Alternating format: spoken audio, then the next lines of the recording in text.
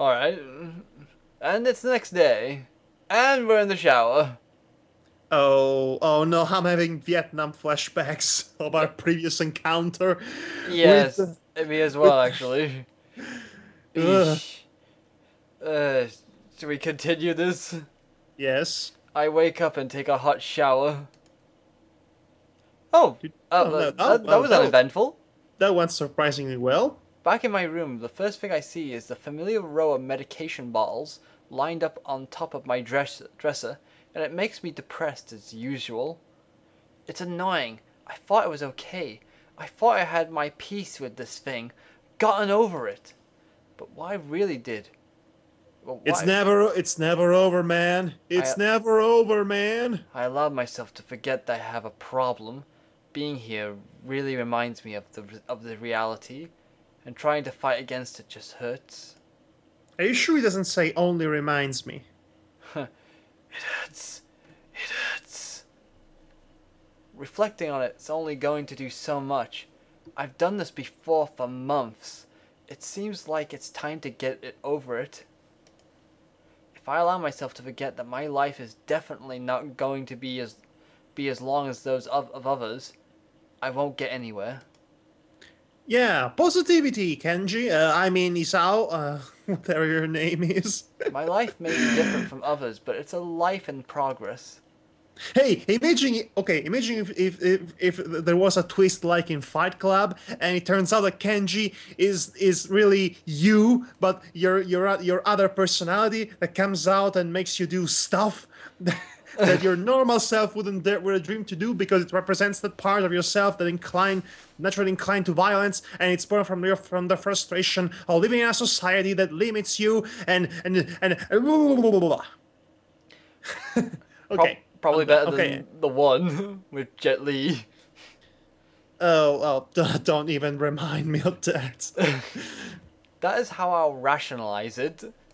Okay. I down the usual handful of pills, trying to push the sudden dreary feeling out of my head. Then I prepare to head out to class, early as usual. Okie dokie dokie. Oh no! No! Run! Oh, it's back. Run! It's back.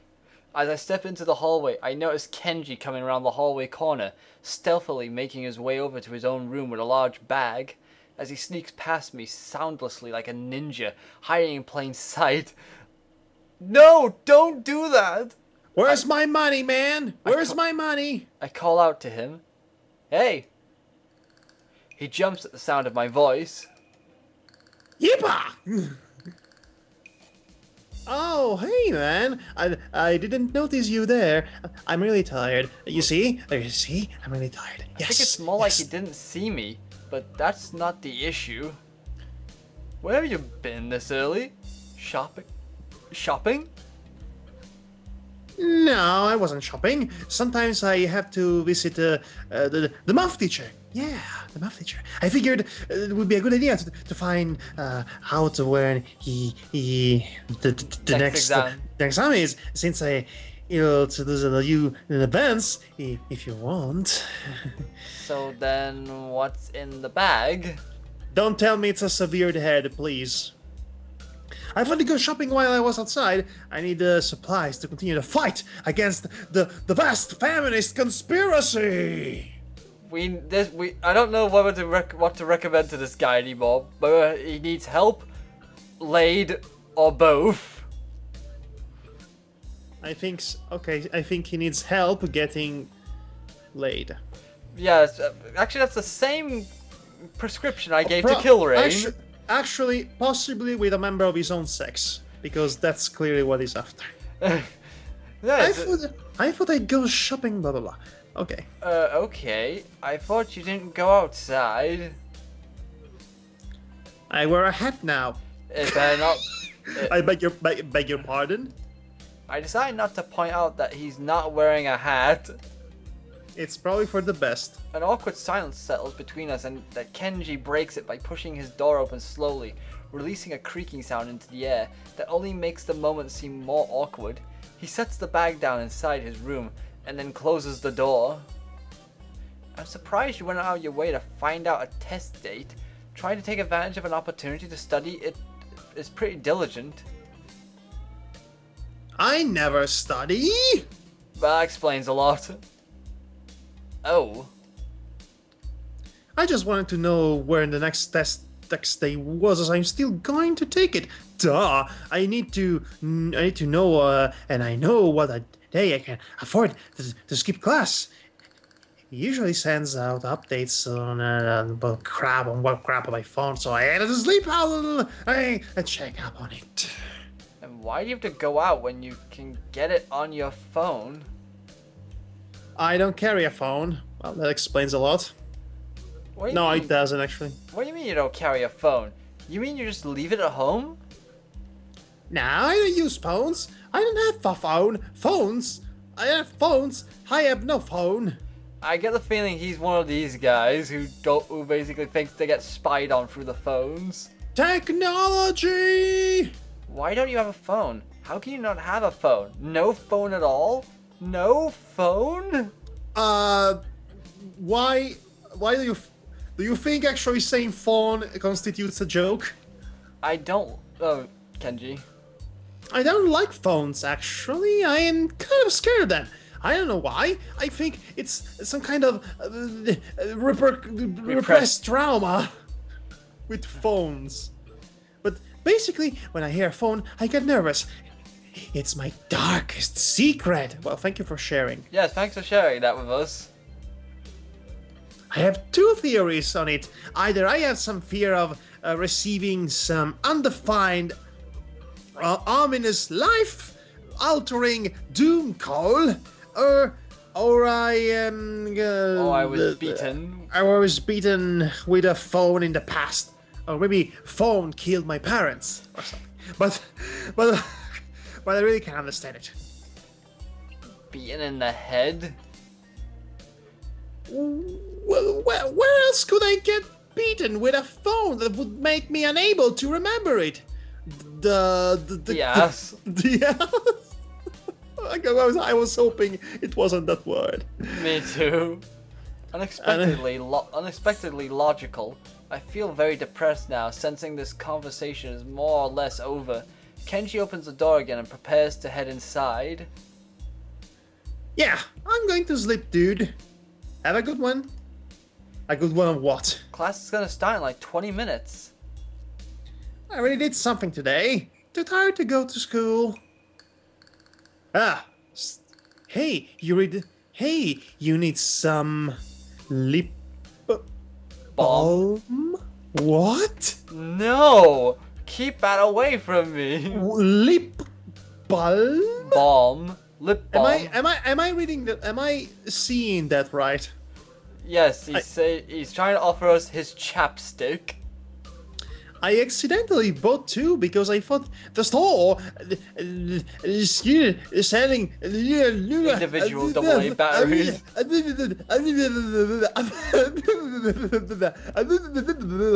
Thanks, but no thanks. Whatever, man. He looks offended. He swiftly enters his lair, finally letting me go to class. The lair. Kenji's lair. For a change, I'm not among the first ones to come to the morning class. Instead, almost everyone else seems to be here already. I recognize most of my class by their faces by now, though the names escape me still. The class goes on lazily. I think I'm starting to get into the rhythm of the school. I have even stopped worrying about taking notes and being overtly attentive. The first days I was pretty high-strung in class. Muto finishes his lecture about electricity early, but continues without a pause about the festival.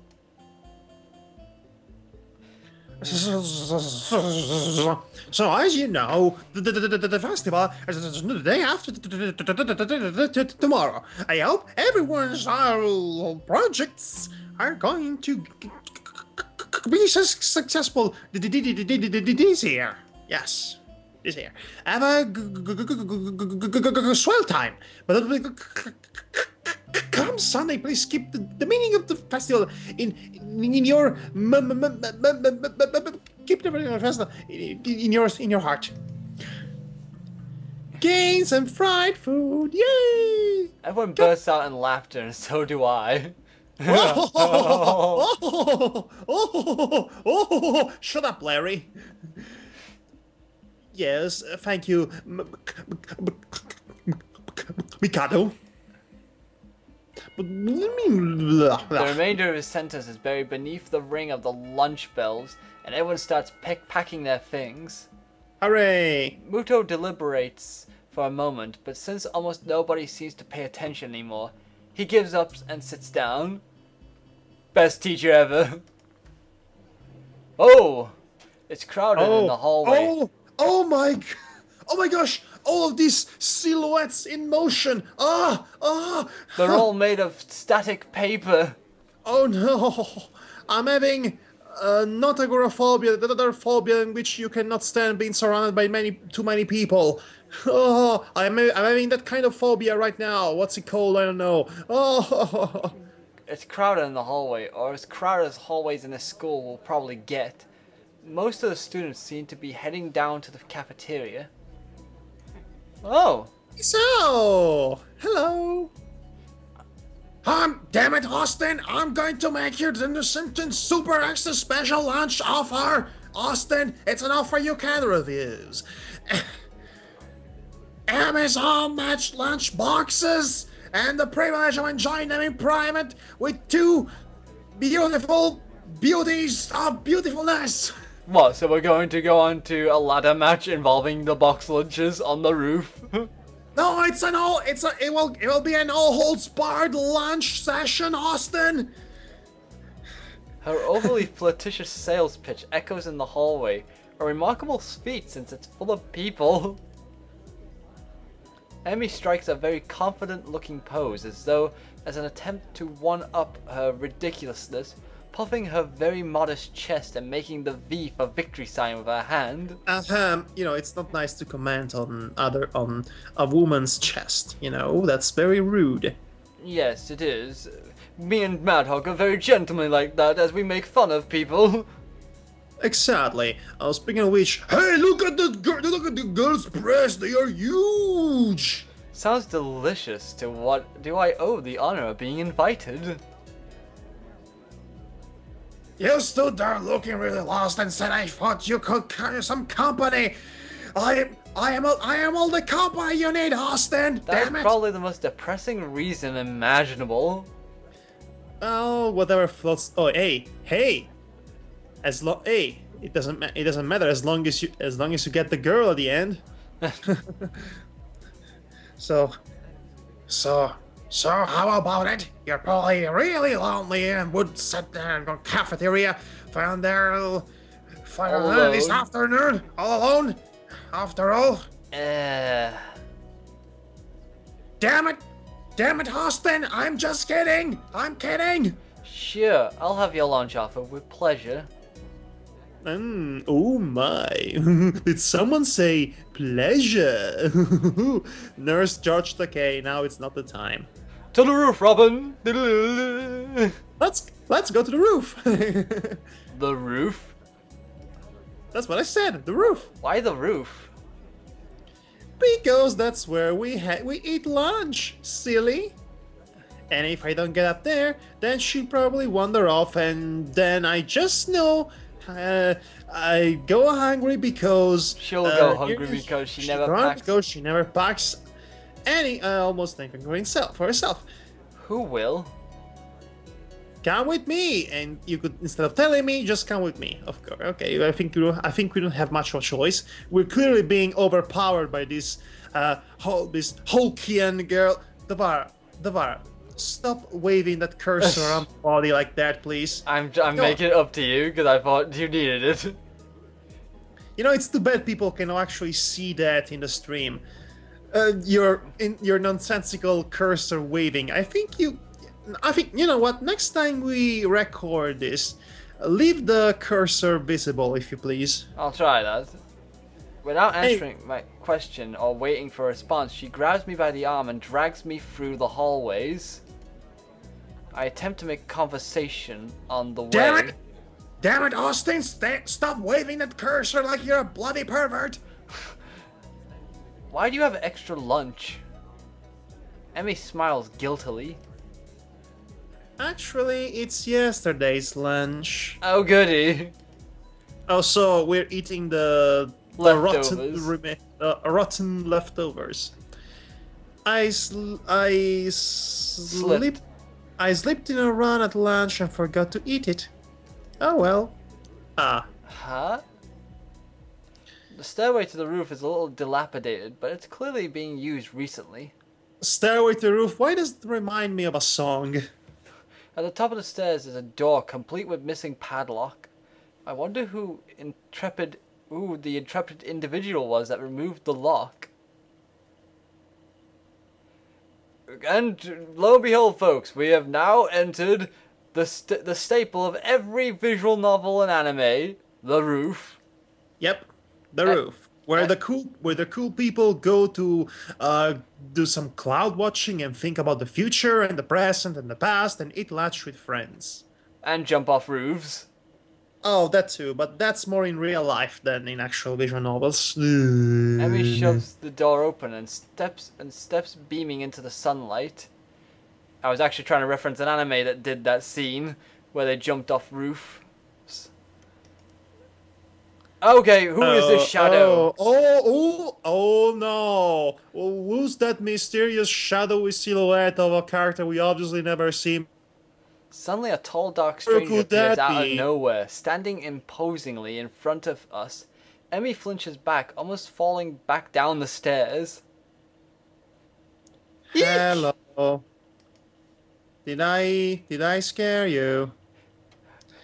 Okay, you have to be Emmy and I'm going to be Rin then. Yipes! You scared me, Rin! Sorry, Austin! Okay. Wait. Too many McMahons. Isn't she... Surprise! Hello. Noticing Hello. that Rin is speaking to me, Emmy looks curiously at me. You two know each other? I look confusedly at Emmy. She's that friend of yours?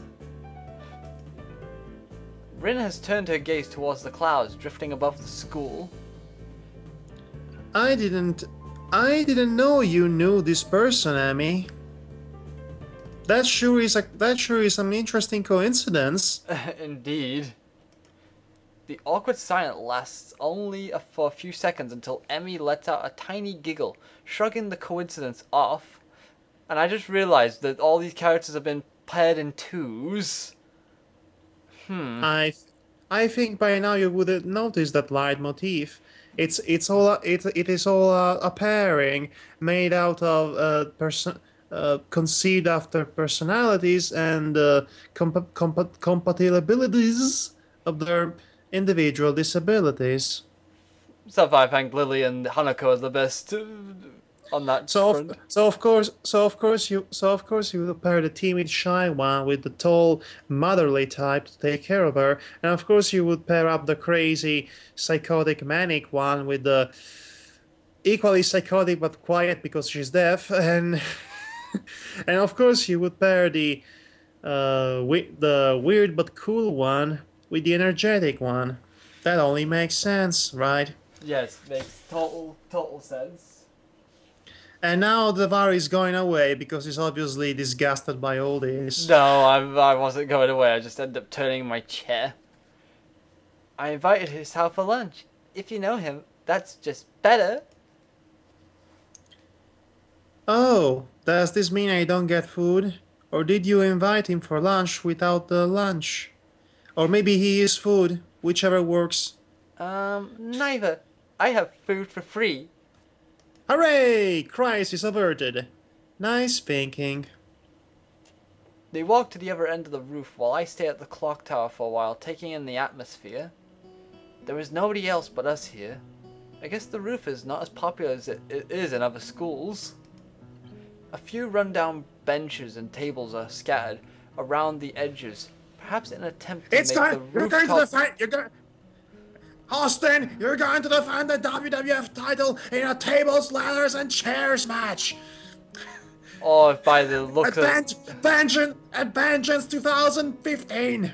by the looks of it, from these fences here, it's a cage match. Austin, you will defend the WWF title against Kane in a Hell in a Cell First Blood match at King of the Ring 1998. A few rundown benches and tables are scattered around the edges, perhaps in an attempt to make the rooftop look less desolate. The small pebbles covering the roof rattle beneath our feet. I peek through the chain link fence to take a look at the school grounds and beyond.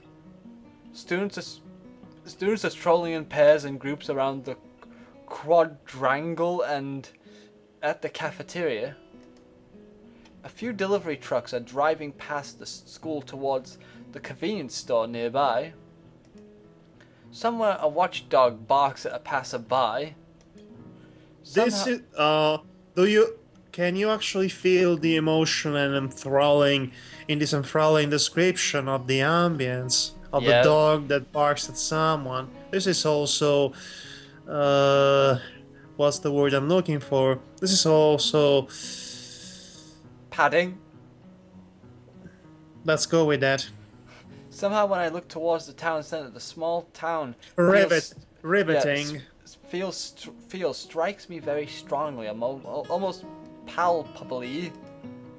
The hectic lifestyle of big metropolises skip. I feel surprisingly optimistic about this new life of mine looking at my hometown. Finding out about my illness and having to move away from home all came so suddenly, and I haven't time to think about it. When I step out of the shadows of the clock tower to the open, I feel something. The sun shines from a perfectly clear cerulean sky. A cool breeze sweeping over the rooftop makes me shiver, but only briefly. The wind carries the scent of trees and flowers, not smog and car exhaust like it used to be. Just a few weeks ago, Emmy settles on a bench with Rin in tow and produces one big and two small box lunches from her bag. Come on, Isao. What are you waiting for? She's beckoning to me to join them. I'm waiting for the bell to ring so the match can start. Making room on the already small bench. Oh, what was that? Did you just do a Klaus Kinski on us? Apparently they transitioned to be closer to us, so we didn't have to walk over to them. How polite. I seat myself on the corner of the bench to take as little space as possible. It's pretty cramped, but somehow all three of us fit on it. Impressive view. Emmy suppresses a giggle and places a lunchbox in front of Rin and hands another lunchbox to me. Here you go. Lunch is promised. And it's only 20% cooler. And it only costs $9.99. Homemade. No less. I'm impressed. Wow, this looks really good for a day-old lunch that's rotted away. Thanks, I made it myself when I can. Conversation dies off as I set about the business of feeding myself. Yes, must feed the inner beast in me.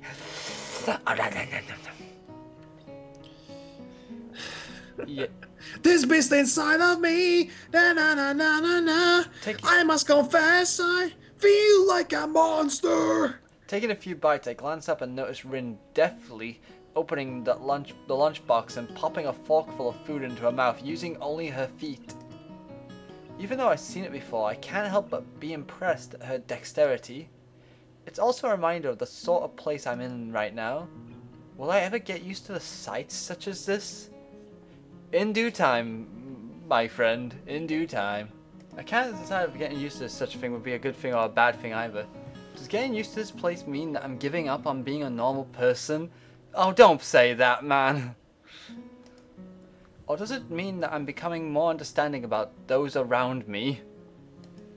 I'm distracted from my thoughts by the sight of Emmy tearing into her lunch as if it had insulted her ancestors. The dialogue in this is really interesting. It's so different from usual visual novel descriptions. It is, isn't it? You seem pretty hungry. Emmy looks up, mouth half full, and swallows before nodding. My money runs over. which is great because then I can burn through lunch pretty quickly. Helps me keep my girlish figure. What would happen if you lose it? Would you become a man? I knew she was gonna say that for some reason. Yes. I very nearly choke on my lunch, trying not to laugh. It's a figure of speech. You mean like your girly figure? Oh, snap! Oh, snap. Does your figure have to run in the mornings too? This is beautiful. This is just beautiful. Do you always talk like this? Talk like what? Like what? I think that answers my question. Never mind. So, I struggle to think of small talk and settle on the obvious question. How do you two meet? It was in the morning of '94. Rin seems content to let Emmy answer this question. Someone in the housing department thought that we'd be complement each other well, so we were assigned rooms next to one another. Oh yes, the house department, also known as the writers. Complement each other? Yes, because apparently bunking two people together in one apartment is determined by personalities chemistry, apparently by the chemistry of the two personalities for comedic purposes. Like, it's Rin. Like shoes and a suit. Huh? Emmy giggles at my confusion. Your suffering makes me happy. Put us together and we've got all of our limbs. Get it? Okay, that is the most insensible and tactless way of thinking so far. So I started helping Rin get ready in the mornings, and that was that. I mean, you can't help someone get dressed every morning and not get along. I think you had to buy him dinner first, and how many times have I said that joke already? A couple of times, at least. I see. Rin chooses this moment to interject. I have trouble with shirts. I would have never guessed, really. Right, that seems fairly obvious. Really? Kind of. This isn't helping, but at least Emmy seems to find the whole thing funny. She's not the only one. That combined with the fact that Rin is genuinely curious makes me feel slightly better and yet confused. I mean, you got no arms. I mean, you can't do the, you got no, you get, you.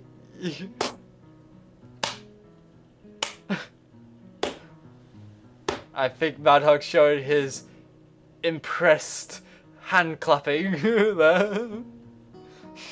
There are no words. So, put on a shirt seems like one of those things that would be difficult. You know what? I'm just gonna stop talking now. Sounds like a plan. Yes, you should stop digging your grave to the center of the earth by now. It will save me a lot of trouble in the long run, and will also save you from meeting Ariane from the novel of The Journey to the Center of the Earth. Rin nods. Okay. That is a more forced reference than my Ghostbuster jokes last time. Well, you know, these things happen. Rin nods. They are the only things that happen in our Let's Play videos. Rin nods in what I suspect is meant to be a sage manner. Okay, she's going to have... Okay, if she actually had arms, I bet she would cross them in a sage way. Yeah, with one hand under the chin. I see. No, just crossing the arms and nodding slowly. The conversation dies as I turn my attention back to my lunch. It's really quite good. It's rotten! Emmy finishes her lunch first and makes a contented noise. Ah, that was good.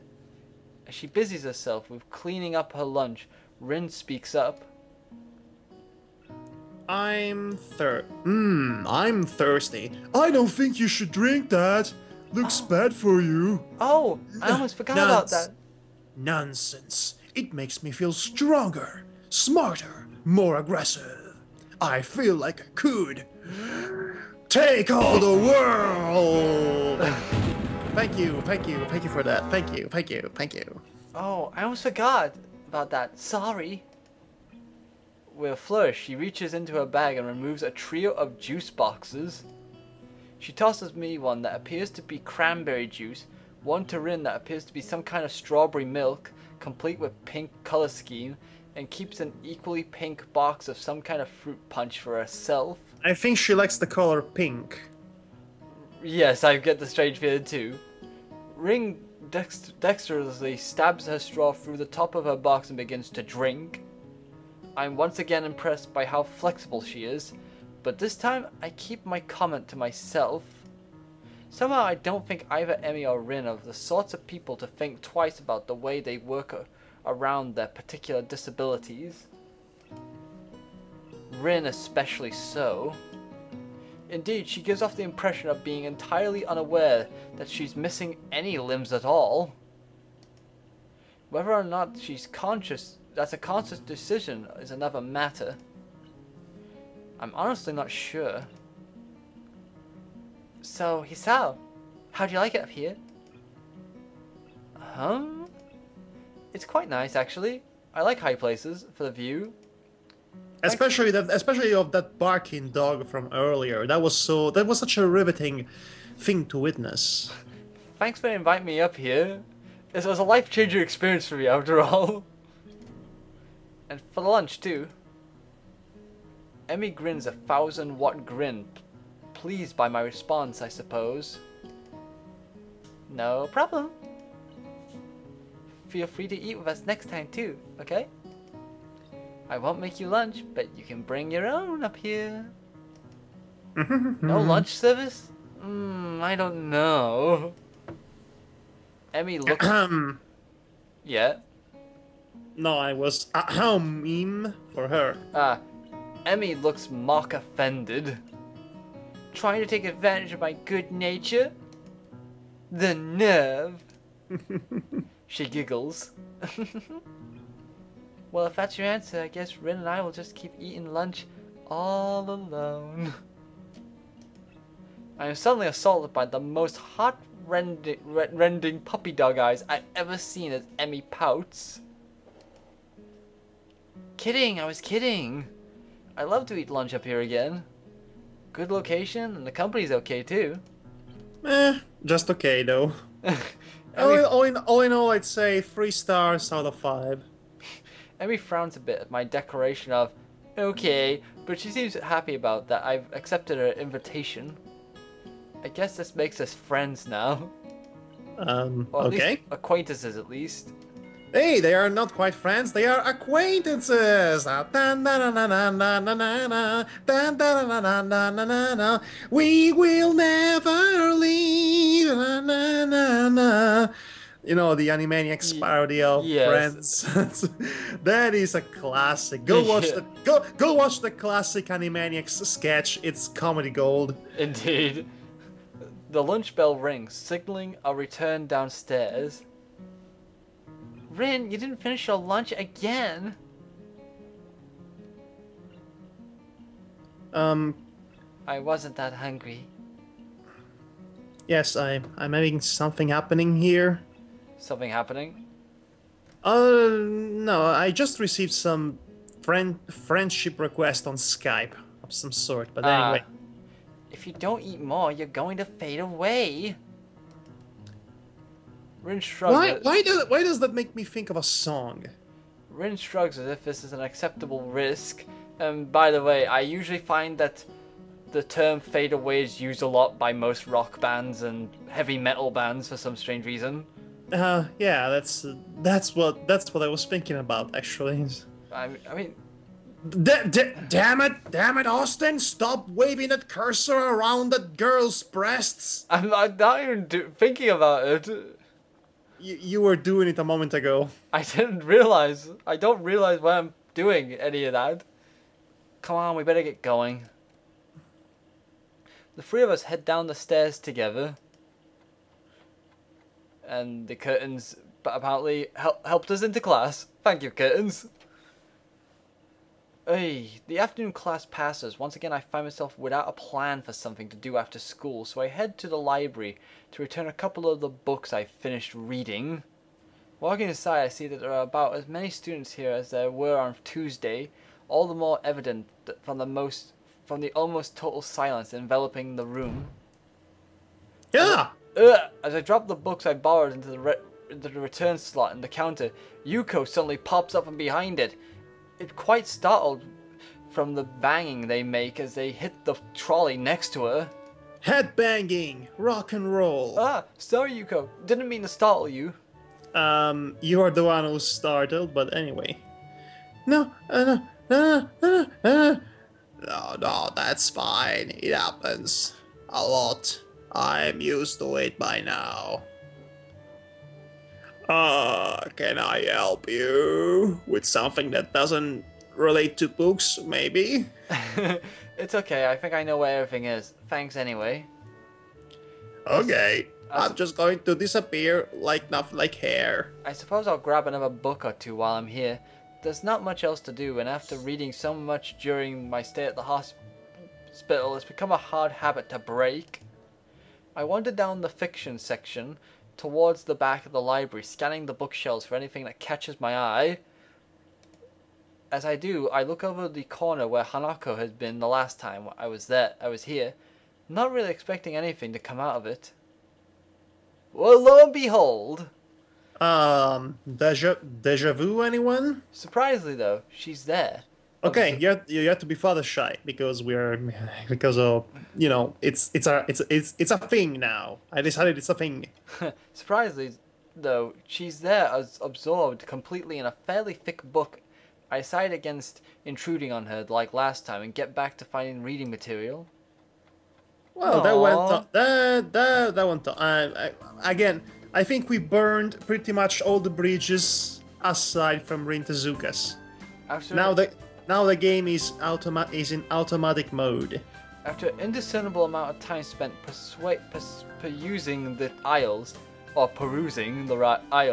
finally decide on a couple of books to get and slide them off the shelf. With a minimum of fuss, I quickly walk over to the counter, check out my books, and pop them into my bag as I walk out. By the time I leave the main building, sunset isn't too far away. A small trickle of students remain, but the majority have left, presumably to their homes and dorms. I guess I need to buy some supplies. I can't live off the cafeteria food and eating out for my entire stay here. As I leave for the gate, I make a few loud stretches to try and stave off the tiredness that's accumulated over the week. Oh! After passing through and rounding the corner though, I see a solitary figure walking downhill towards the small town below. The colour of her hair and tapping of her cane are unmistakable. Hello, tall blonde girl nurse. I quickly walk up to her, which seems to catch her attention without a word needing to be said. I sense your presence. Hi, Lily.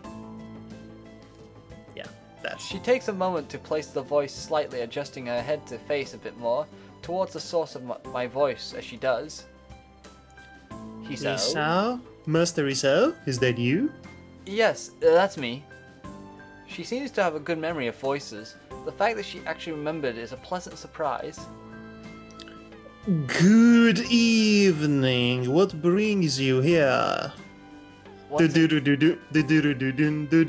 again, she gives a small polite bow, and once again I reply in kind before realizing that I needn't do so.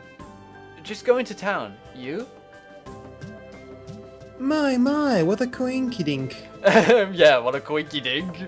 I'm just going to go to the same place as you. Doing the same thing, eh? I usually go shopping on Fridays. She pauses for a moment, suddenly looking a little lost. That said, Anako usually comes into town with me. Ah, not lost but worried. The two do seem to keep pretty close tabs on one another. It's kinda surprising that Hanako would just forget Lily like that. I noticed her reading in the library. She probably just got caught up in a book.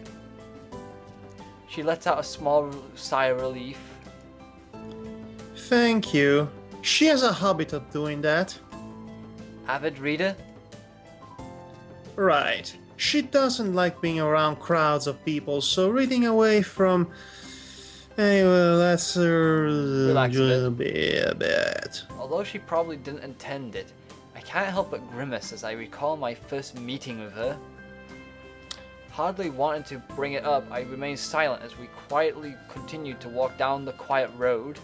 And by continue walk, I mean standing perfectly still. And making tack tack tack tack noises. And having a beautiful sunset in the background. With the road bereft of cars and the students of Yamaku increasingly far behind us, the quiet rustling of the leaves and the measured tapping of Lily's cane against the sidewalk are all that can be heard. It's kinda nice, especially compared to the hustle and bustle of where I used to live. Before I know it, I've relaxed so much that a loud yawn escapes before I can control it. Tired? Yeah, I've been running ragged these past few days. Doing exactly nothing aside from running one morning? That's an understatement to be sure. Oh wait, he also painted. Okay, I'll give it that. Transferring to a different school would be bad enough, but nothing like this. Well, hopefully everything should settle down for you. The festival's got everyone in right now, in spirit now. And you've been plopped right into the middle of things. For a moment I hesitate, but given her apparent tolerance for frankness, I decide to give her my full thoughts. I guess Yamaku's kind of different though. I mean, the formality surrounding everything, the isolation around it, not to mention the most obvious difference. It's kind of a whole different mindset. I suppose I'll get used to it in time though. You know, you could say it's a whole new world. She gives a matter-of-fact nod, apparently pleased with my answer. It feels almost as if she's included me in the flock of students she's shepherding along with Class 3-2 and Hanako. Well, not that I mind, it's nice to get the thoughts off my chest in any case. Always look at the bright side of life. Always look at the light side of life. One could see there's a chance for a new beginning. You should be to make new friends. Always look at the bright side of death. That's optimistic. Nevertheless, it's good to have a positive attitude about such things, I suppose. I guess that's a good take on it. Curtains? And we're in town. Walking on down the road, she seems to become somewhat unsettled. Before I can ask what's on her mind, she seems to collect herself and speaks up about something else. So, where in town were you going? That's a weird phrasing over there. That's actually a pretty good question. I come in to buy food and the layout of the place is still totally foreign to me. I had intended to just wander around and see what I could find, but with sunset already approaching and nightfall not too far away, that doesn't seem very wise. I'm going to have to ask her for directions. Again. I was just going to get some food, but now that you mention it, I don't know the way. Well now, this is quite lucky. I was just about to go to the convenience store myself. It's called Freddy Fazbear's Family Restaurant. No, actually, it's a convenience store. It's called Bosco's Guns, Amnos, and Baby Needs. Ah, good old Bosco. Bosco's Guns, Alcohol, and Baby Needs. Yes. Gotta love that crazy, crazy storekeeper. Looks like I'll be in your care again. Thanks. Together we walk to the store. My pace is... You know, come to think of it, he will be best friends with Kenji, the Bosco, the storekeeper. I Oh mean, God. It's the Feminist conspiracy. Best get It's the a- rocket launchers ready. it's also it involves Thei. Together we They. Together we walk to the store. My pace is carefully slowed to remain beside her. Compared to my usual walking pace, hers is quite a bit slower. Not that it's without reason. Curtains. Apparently it's called Aura Mart. This place. After what couldn't be more than several minutes, I catch. What did I do to my convenience store? Says Bosco. I catch sight of our objective. This town really is pretty small. And of course they blurred out all the logos. Without further ado, we make our way inside with greeting from the counter. Okay, so what do you need? Plain hot dogs or blank hamburgers or no name soda drink? Do you want censored sandwiches? Mind if I? Oh wait. I have to take along with you. Usually Hanako would help me, but seeing she's not here. It takes a moment before I realize what she means. Considering she won't be able to read any of the labels, shopping without any help would be a big pain for her.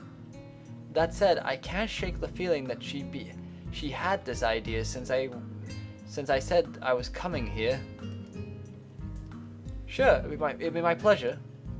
I grab 2 well-used red baskets from the small stack beside the entrance, handing one to Lily.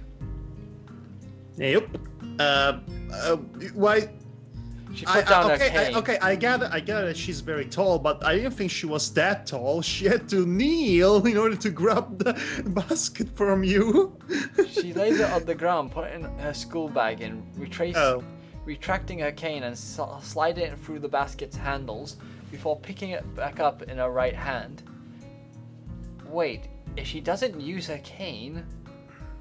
Before I complete the thought, she comes beside me and pinches the cuff of my uniform with her slender fingers. Aww, this is kind of cute. Is this alright? Sure.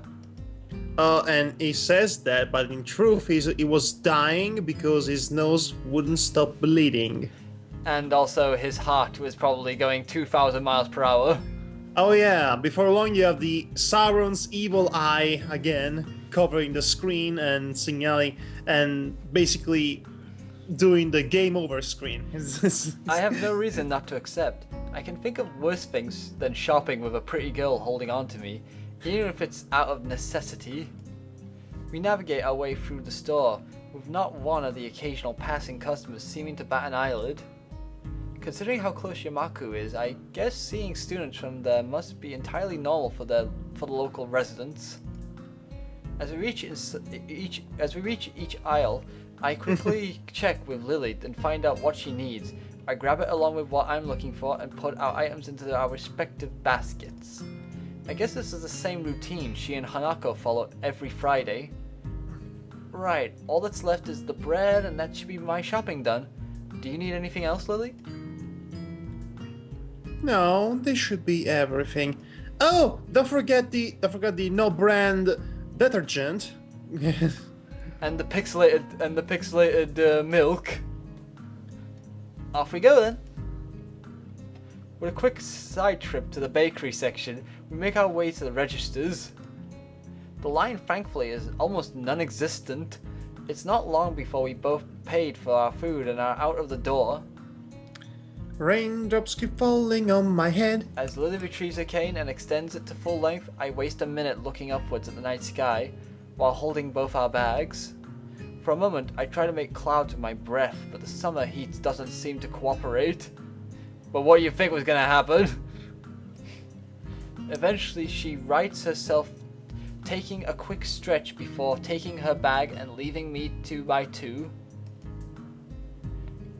You tired as well? The festival preparations have been complete Chaos. chaos.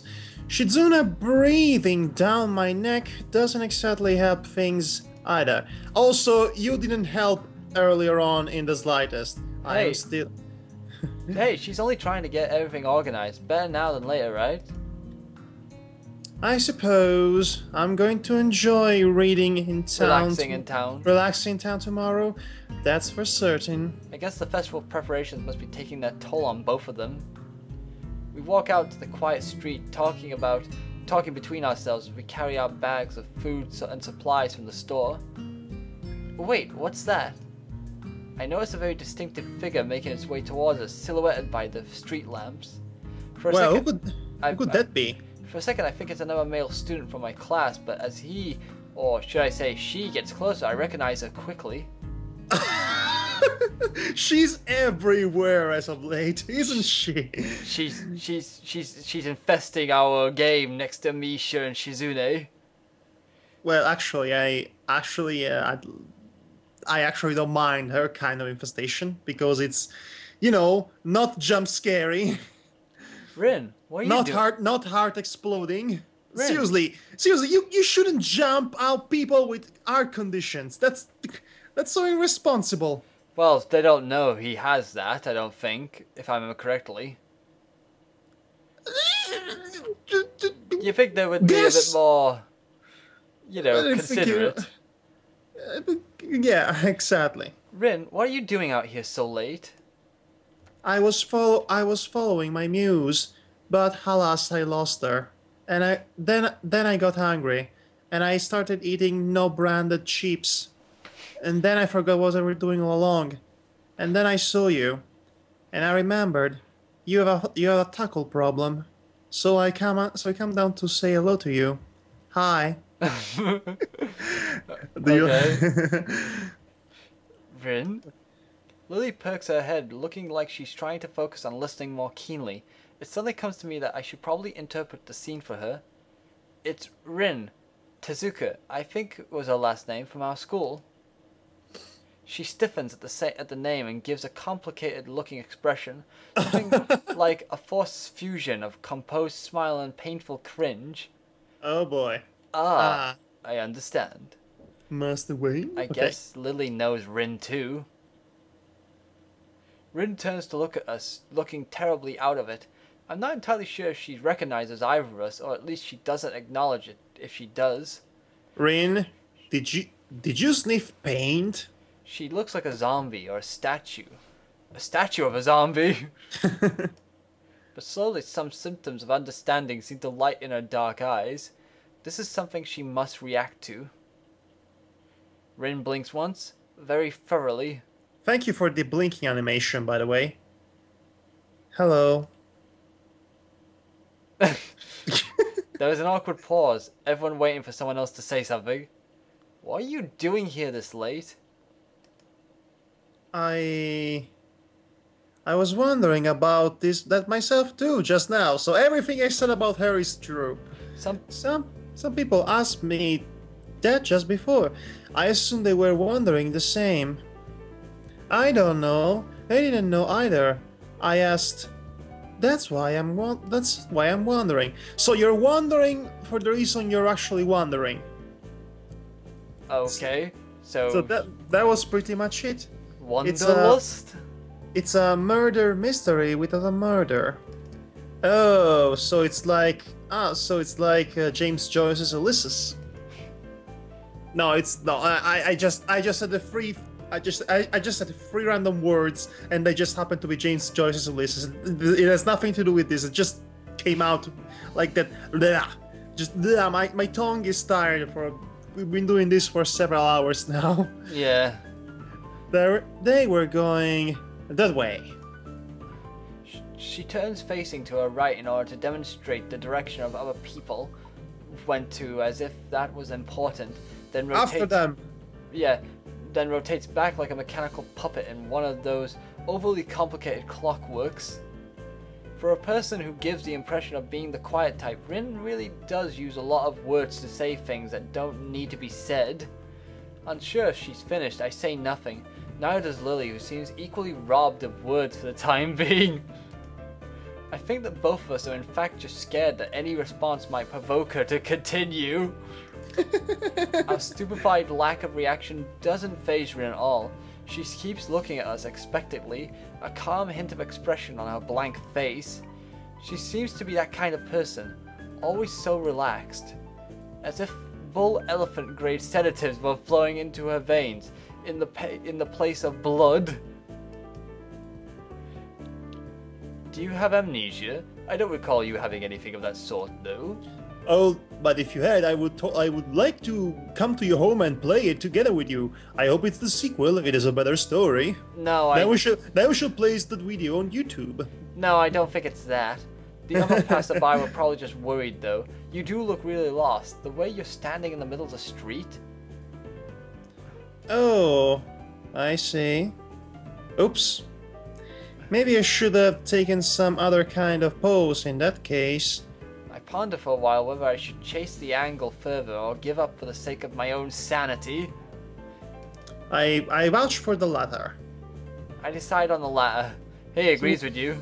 You chose wisely. It seems that most of the time it's better not to read too deeply into what Rin is babbling about. Talking with Rin is like playing chess with a supercomputer who does seemingly completely random moves, as if to mock everything you know about chess. It's like except with human interaction. That's a nice analogy. No, you do not move the knight like a queen! And even if I win, it feels like losing. Damn, it's like Kenji said. Even when I win, I lose. Is this the power of the girls of Yamaku?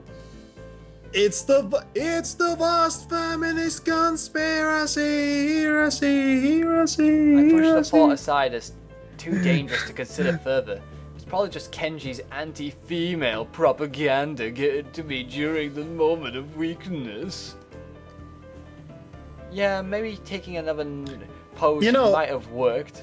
You know, I'm starting to sympathize with Kenji. I think I'm starting to understand why he's the way he is. If he's surrounded by people like Rin Tezuka or Misha or Shizune. Yeah, but I get it now. Oh my. So anyway, you have no idea what you're doing here? She frowns, looking extremely displeased at either my question, its consequences, or the answer she's about to give. I do have some idea. I can't really tell what kind of an idea. Maybe I think it involves a boy. A blind boy that paints and does sculptures. That sounds like progress, at least. And food. And toenails. And a mystery toilet girl. And ponies. Ponies. Lots and lots of ponies. Lily sounds as if she spotted an opening for some kind of discernibly normal conversation. I can't say I share her optimism. And Vince McMahon. And lunch. And art. And paint. And more ponies. And TLC. And Austin. Yes, there is some. Definitely. The rest will come later. I'm sure of it. I always have reasons. The ensuing silence kills Lily's hopes all too visibly. That didn't last long. Rin's, as far as I can tell, unbased assurance aside, what should be done? We could just leave her on our own devices, whatever those are, but it's late and I don't think we'll be getting any thanks if Rin's found standing here in the middle of the night. Which she probably will unless she manages to remember what she was doing here in the first place. As for me trying to guess what might have been going on in her mind when she decided to embark on this adventure, the chances seem to be on par with winning the lottery. Several times in a row. Ladies and gentlemen, the best character. Lily is oddly quiet too. I appreciate some support from the sidelines here, which I never give her apparently. Especially if she's more familiar with Rin than I am. But it can't be helped, it seems her familiarity with Rin is exactly why she's staying subdued. So I assume you were going somewhere? Not coming back to school? Any idea where? Her eyes widen in shock and she jolts back in a somewhat artificial way, making it seem like an act rehearsed for situations like this. Are you a mind reader? Is that your disability? How unique. Oh, I get it. You are a psychic spy. Not you too with the psychic thing. No. What? Why would you think that? That is the greatest face in the history of faces. That is the Lulwat face. You knew what I was doing. You just told me. It was just an educated guess. We walked the same street in the other direction just before to get to the store. If you were going to school, we would have met you on the way. Oh. She looks a little disappointed. Like Kenji, Rin appears quick to jump to completely irrational conclusions. Maybe it's something in the water here. I make a mental note to stock up on soft drinks. Oh, you could. If it's anything like Raccoon City, you definitely don't want to drink public water. You know, that is the second time this week that someone asked if I was a mind reader. Do I really give off that? Coincidence? I think not. Do I really give off that impression? Rin shrugged her shoulders, which is all the answer I get. You know, maybe you should come with us back to the school. Lily interjects just as I am about to further debunk my alleged mind-reading capabilities. She sounds Lily, you're a lifesaver. Yeah.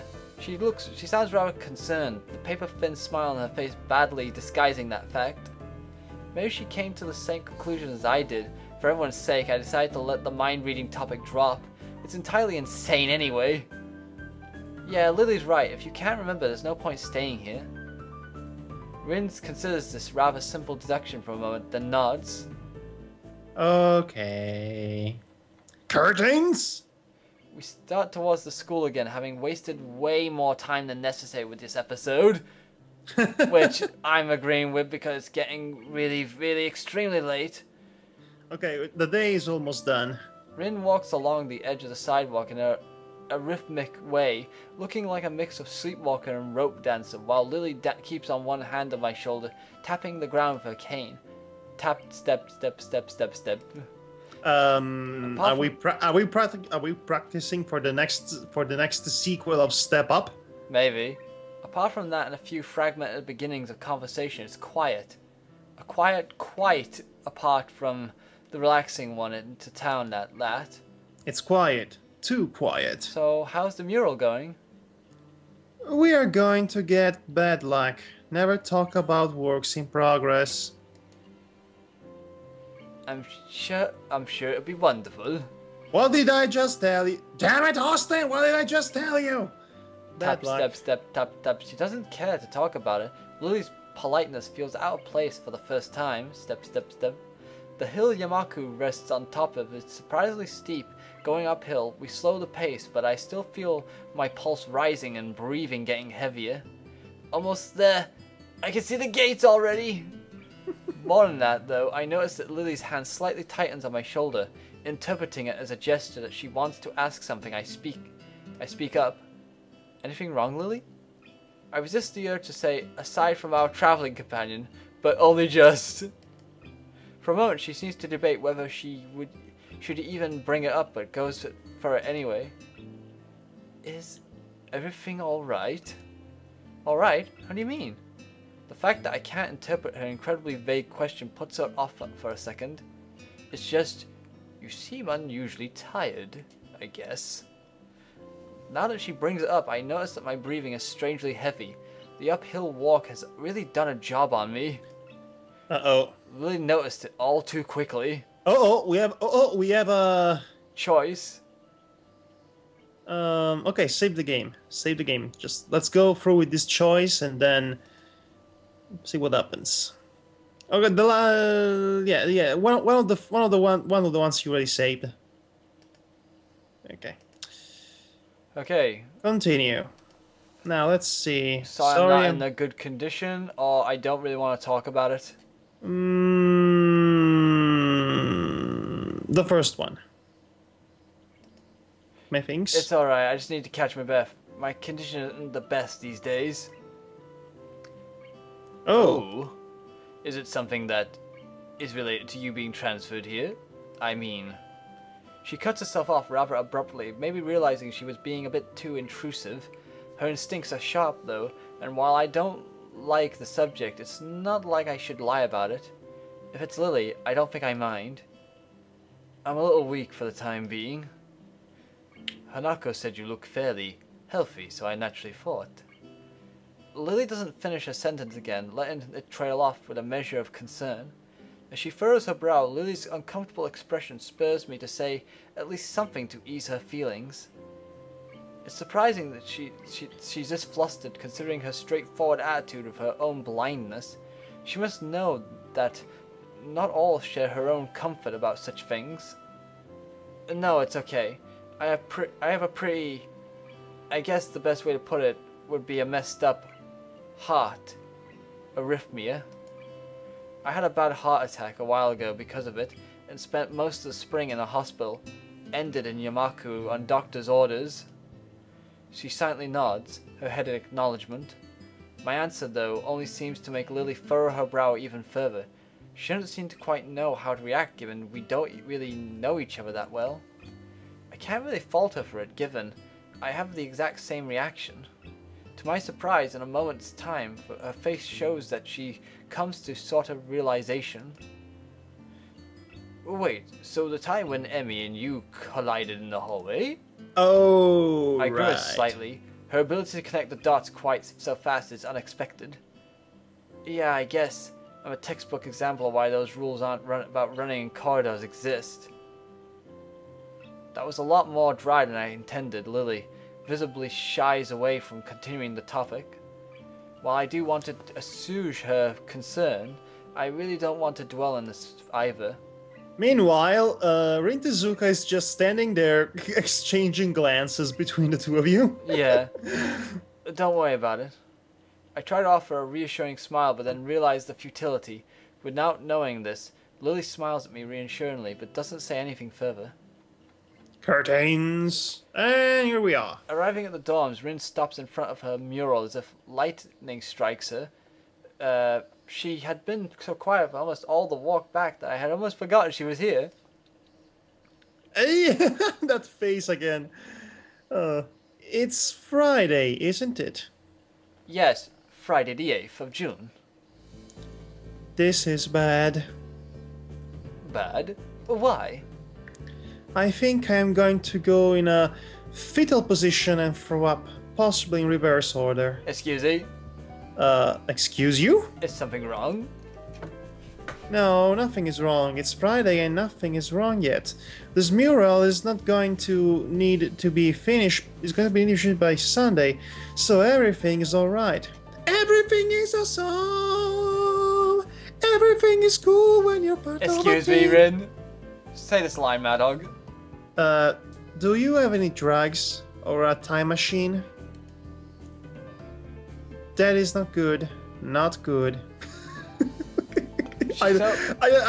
Whatever thing we might say to comment that line, it won't just render justice to the amazingness of it.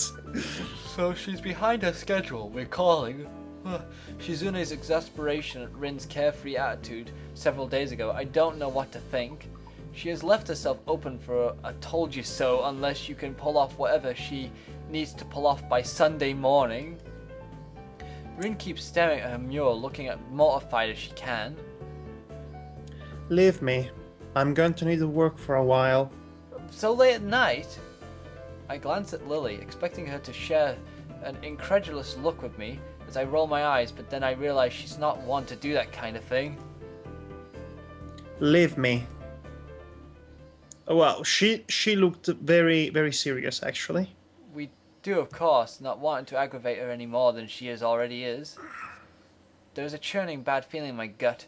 Rin sure has a knack of making people feel worried about her. She seems like a person who should never be left alone. Maybe we should call someone. She sounded like she was going into shock or something. I'm sure she'll be just fine. She's just how to say... Lily cocks her head a little, trying to find a polite way of calling Rin crazy without calling her crazy. Let's see, a few... Kirk, A few Quirky. coins short of a Quirky. short of a She's- nickel. She's quirky. Unique. Yes, yes, a very unique person. I would agree with that. Yes, I guess you could say that. She giggles at the notion melodiously, nodding in agreement. Sorry about leaving you stranded as you talk to her. I don't really understand her, and I keep my distance. So my guess was right. Lily offers a slight apologetic smile as if she was sorry that her own shortcomings had prevented her from becoming closer to Rin. I'm not one to blame her at all. Lily lets slip a long breath, probably disguised yawn. I imagine she's exhausted by all this, as I am. I'd better leave now and give these to Anako. Thank you for the company, Master Rizal. She smiles very sweetly at me. It feels different than normal, despite the fact that she seems to be smiling so often. I can't put my finger on what the difference is. It's just different. Relaxed, I say, but that's probably just relief over getting rid of Rin. Maybe. Yeah, good night. Say hi to Hanako for me. I will. Good night. Fading. And the day's over. Oh, thank Okay. goodness gracious. Thank you, whoever Lord has put this here. Okay. Okay, so next time we have the weekend to live through.